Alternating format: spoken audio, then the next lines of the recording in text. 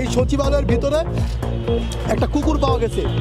দেশের সর্বস্থান সচিবালয় 7 তলার ভিতরে ভাই কুকুর গেল কই থেকে?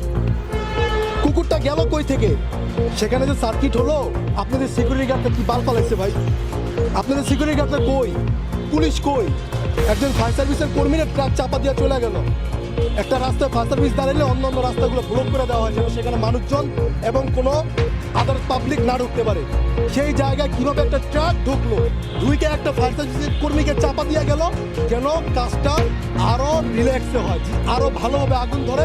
আগুন ধরার মাধ্যমে যেন সচিবালয় সব যত আকাম কুকাম করছেন সব ফাইল যেন পুড়ে যায়। সচিবালয় ভাই, আমার বাসাও 4 সাইডে 5টা 6টা সিসি ক্যামেরা আছে নিরাপত্তার জন্য। এটা সামান্য বিল্ডিং, এই প্রেস ক্লাবের আশেপাশে 4-5টা সিসি ক্যামেরা আছে শুধু নিরাপত্তার জন্য।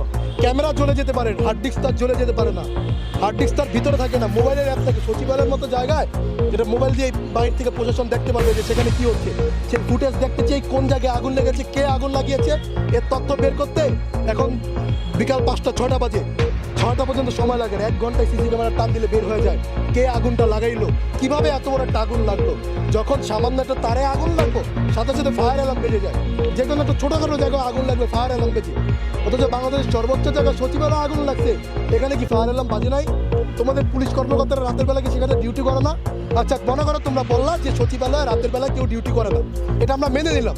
তো রাতের বেলা যদি ডিউটি না করে, যদি সচিবালয়ে ডাকাত ঢোকে তখন তোমরা কি করবা?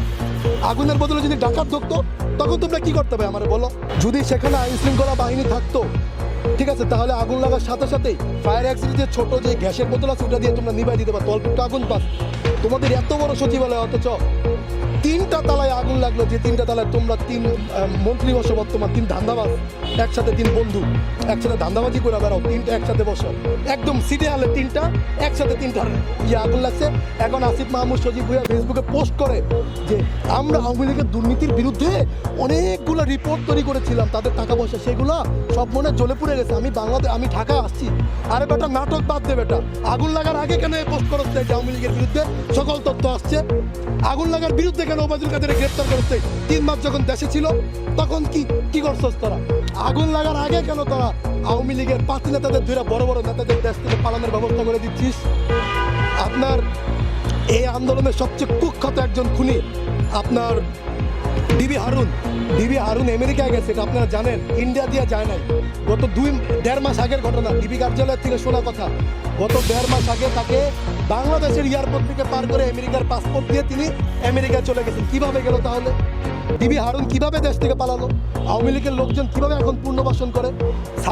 বৈষম্য বিরোধী ছাত্র আন্দোলনের বিভিন্ন কমিটিতে, নাগরিক কমিটিতে আওয়ামী লীগের লোকজন কিভাবে ভিড় করে? আসিফ নাহিদ গতকালকে যে আপনার সচিবালয়ে আগুন লেগেছে, কোন কোন সেক্টরে আগুন লেগেছে জানেন? 7 নম্বর বিল্ডিংয়ে আগুন লেগেছে, সেটার হচ্ছে 7, 8, 9, 6 তলা হচ্ছে আসিফের কার্যালয়, 6 তলার একদম সোজা অপোজিটে হচ্ছে নাহিদের বসার রুম। এই জায়গাগুলোতে আগুন লাগলো। হ্যাঁ, এরা দেশের অনেক বিষয় তুলে ধরেছিল, এদের ফাইলগুলো পুড়ে গেছে, এর জন্য আমরা দুঃখ প্রকাশ করি যে না, দেশের সার্বভৌমত্ব জায়গা থেকে যদি কোনো আঘাত আছে আমরা একত্রে লড়াই করব। কিন্তু আপনারা দেখেন বিএনপি পন্থী বা বিরোধী দলীয় যেসব সচিব, যেসব আমলারা আছে, তাদের কিন্তু তারা সাইড করে তারা একটা কিংস পার্টি নামে একটা পার্টি তৈরি করছে। এই পার্টির মাধ্যমে এরা আওয়ামী লীগকে পুনর্বাসন করার চেষ্টা করছে এবং আওয়ামী লীগের থেকে টাকা টুকা খেয়ে এখন বিভিন্ন জায়গায় প্রোগ্রাম করছে।